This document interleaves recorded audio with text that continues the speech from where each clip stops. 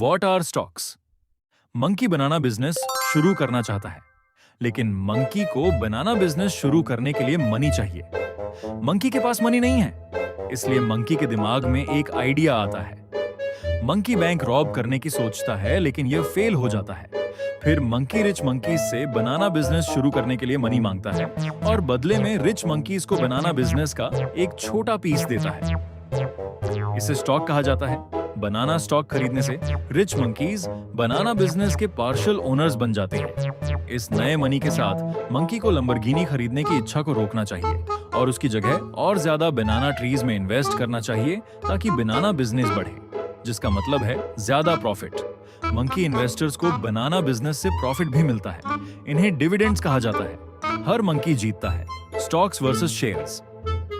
Monkey पहले इन शब्दों का इस्तेमाल एक ही चीज के लिए करता था, जैसे गार्बेज और ट्रैश, लेकिन स्टॉक्स और शेयर्स असल में अलग होते हैं। शेयर्स स्टॉक के छोटे छोटे हिस्से होते हैं। अगर स्टॉक एक बनाना ट्री है तो शेयर्स उसके बनानास हैं।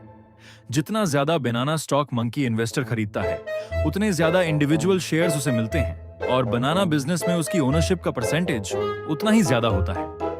Different types of stocks. जैसे मंकीज एक जैसे नहीं होते, वैसे ही सभी स्टॉक्स भी एक जैसे नहीं होते। बड़े मंकी कंपनियों के स्टॉक्स धीरे धीरे ग्रो करते हैं, लेकिन ज्यादा रिलायबल होते हैं। मंकीज इन्हें ब्लू चिप स्टॉक्स कहते हैं। जबकि छोटे मंकी स्टार्टअप ज्यादा रिस्क वाले होते हैं, मंकीज इन्हें पेनी स्टॉक्स कहते हैं।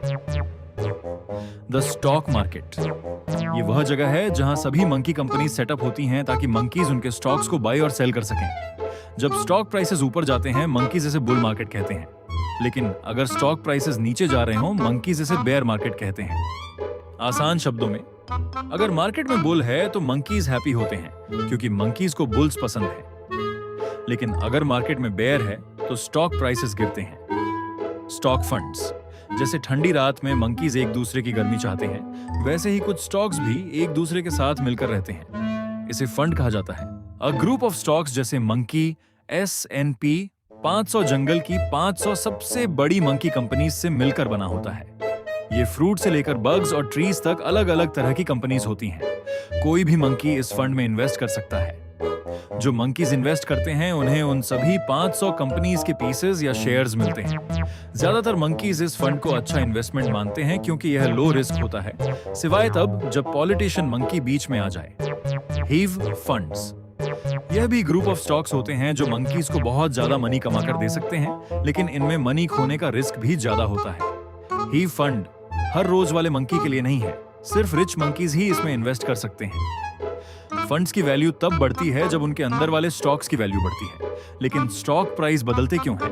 बनाना स्टॉक प्राइस ऊपर भी जा सकता है और नीचे भी। इसके कई रीजंस हो सकते हैं। बनाना की डिमांड बढ़े तो प्राइस गो अप। बनाना बिजनेस एक्सपैंड करे तो प्राइस गो अप। मंकी सारे बनानास खा जाए तो प्राइस गो डाउन।